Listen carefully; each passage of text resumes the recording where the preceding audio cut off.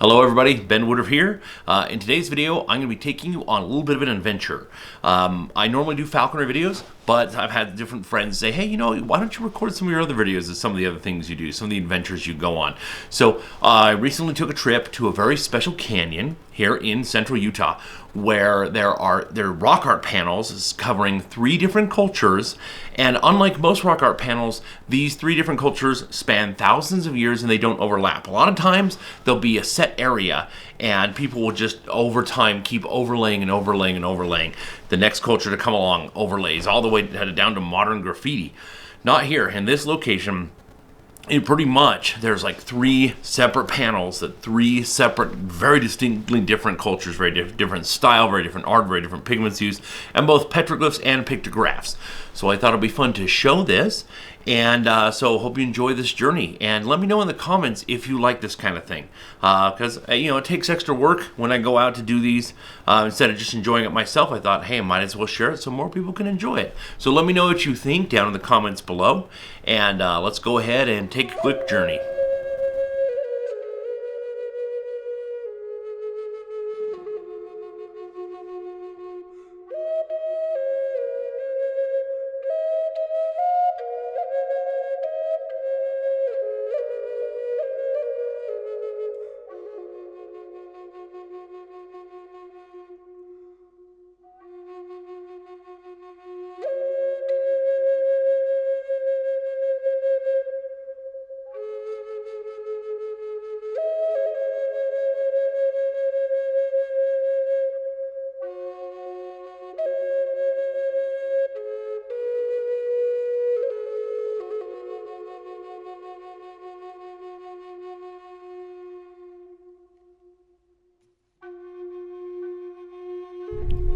Hello, Ben Woodruff here. I'm here at a site that I like to affectionately call Rancor Canyon. That's not its real name, but that's what we like to call it around here. This is a beautiful spot in northern Utah.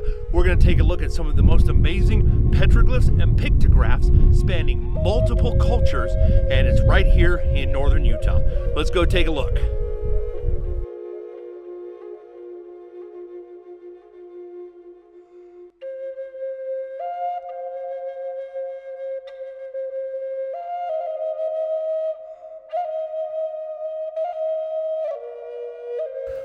This canyon where we're at right now, this is an amazing site because it has petroglyphs and pictographs from 3 different cultures assigned to 3 different, peoples.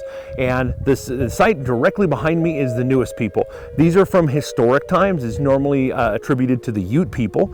And the people here who did these, there's horses, which is a post-Columbian thing that we look for, that we see if there's horses present, you typically can kind of date the time period. So these are pictographs, which are painted.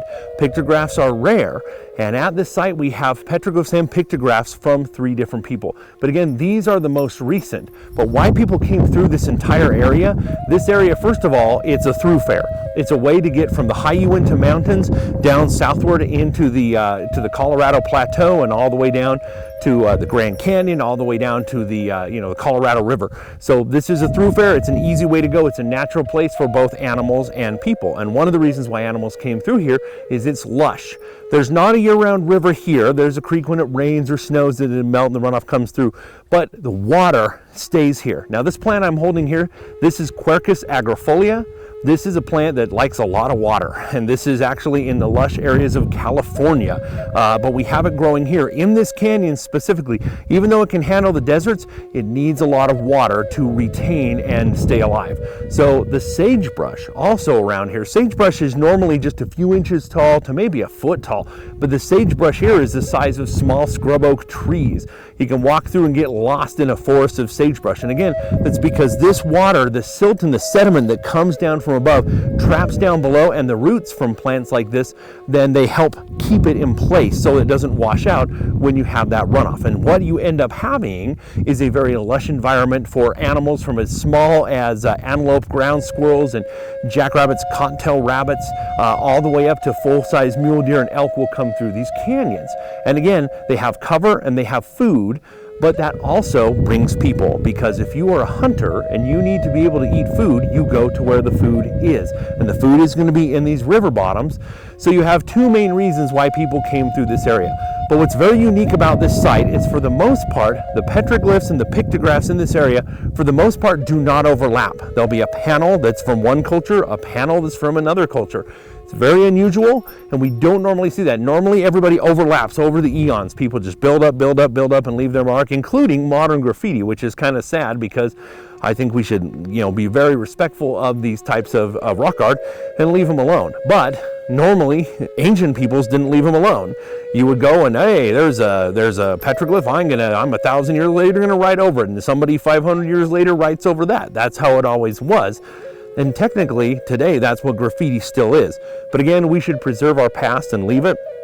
And we should take pictures and do videos and not actually harm these. But again, this site is so unique. So we're starting off with these that, again, these are attributed to the Ute tribe, but we're also going to look at people that are normally associated with the Fremont people. And also we're going to look at an amazing panel that's kind of the Archaic period all the way back to the Ice Age. We're going to look at those beautiful pictographs as well. This panel that we're at right now is a panel of a people that in archaeology we refer to as the Fremont people. Now, we don't know exactly who the Fremont people were, but we know that at this site, these people came earlier than those pictographs they're fairly recent, historical times when you had horses and everything, and these panels that we're going to see in just a second that may date back all the way to the Ice Age. These people were in between. These were hunter-gatherers. These were people that at the archaeological sites we find that they did hunt, but they also grew corn or maize. And again, that corn was traded upward all the way from Mexico, from a plant that was domesticated called teosinte. So, by 1200 years ago, then there was teosinte and there was maize and corn making their way and being grown in this area. But this is not an archaeological site where people lived. This is where people came through. And the people that we call the Fremont people made these panels. And we only know that based off of the fact that we find very specific styles. These geometric body shapes with, headdresses and earrings are very common. And also, you always see a proliferation of bighorn sheep on petroglyphs like this. And the reason why, we're not entirely sure. It used to be assumed, well, bighorn sheep were something they hunted, so it was very important. Maybe sympathetic magic. Perhaps if we do depictions of these bighorn sheep, maybe it will, through those powers, invite bighorns there. But here's the interesting thing about that. At Fremont sites where villages have been excavated, very rarely are any bighorn sheep bones found. They find deer, they find elk, they find antelope, they find rabbits, but they very rarely find bighorns. So the suggestion has been made that the bighorn was a very symbolic, very spiritually important animal, a totemic creature to these Fremont people. You don't normally see bighorns with earlier or later petroglyphs or pictographs, but with the Fremonts, we usually see petroglyphs pecked into the stone instead of pictographs, which are painted.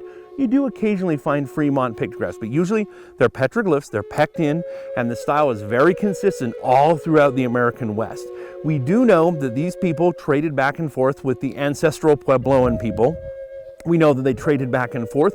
They traded ideas. Some people have suggested they're the same people and that just the more southern ones are ancestral Puebloan. We don't know. We know they were connected. We know they traded back and forth. They traded ideas.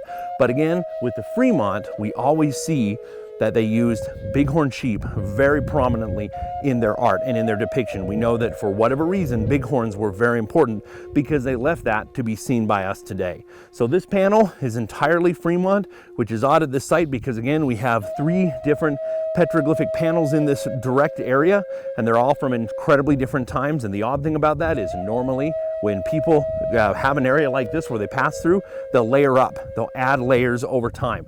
You write something down and you see it today with modern graffiti, which you should not do, but you see it today. People say, well, I'm gonna leave my mark. That's what people have been doing here for thousands of years, but oddly, you don't see that here. Nobody else came and wrote over these petroglyphs. Only the Fremont people seem to have done so. That makes it quite a unique panel for this area. The panel we're looking at now is the oldest panel at this site, and there are some estimates to suggest that this could date back all the way to the Ice Age.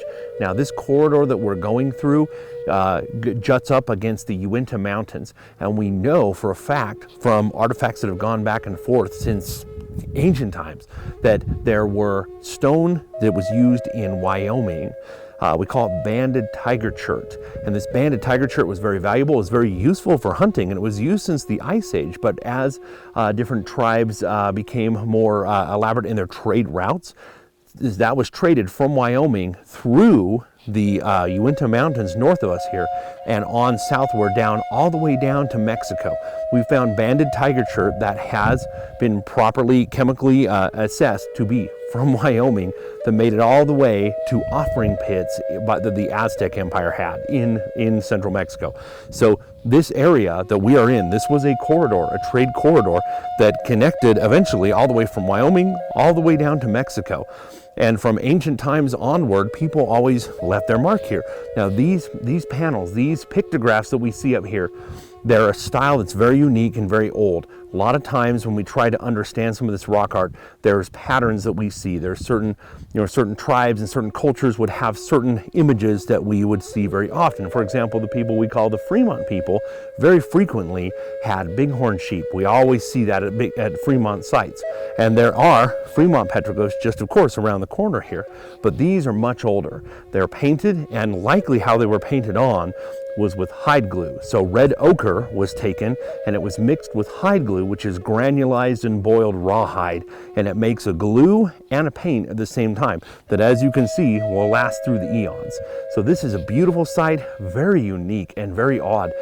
This is one of my favorite pictograph sites in the Intermountain West and in the southwest of the United States because they're so unique. They almost look alien, some of them, and I absolutely love this site. There's no place quite like this in America. When we're looking at any of these ancient rock art sites, one of the very important things is we remember to show a lot of respect.